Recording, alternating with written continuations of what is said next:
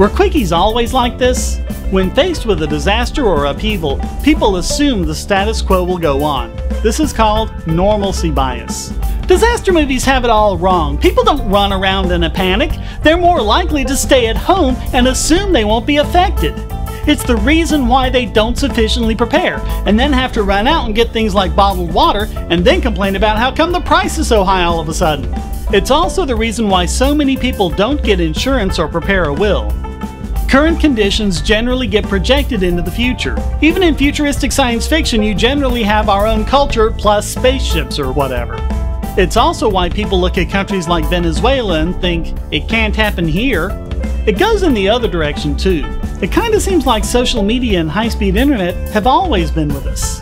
Pink for girls and blue for boys may seem timeless, but it's actually fairly recent. In fact, 100 years ago, it was the other way around. For all the harping about traditional marriage, what they're talking about has only been the way it's worked for a little more than a century. Christmas is a perfect example. The tradition seemed timeless, but red and green only became the Christmas colors in the 1930s. You may think of Christmas carols as a timeless tradition, but you'd be hard-pressed to find any that are more than a couple of centuries old. Before then, they were actually banned by the church as a pagan ritual. And although some of our traditions, like decorating a tree, go back to prehistory, the modern form of our Christmas celebrations just goes back to the 1950s. Basically, every year we recreate the childhood of the baby boomers. That's how come so many people think of high-speed internet as a basic utility. We're just not cognizant of how we got along without it. It's easy to get spoiled.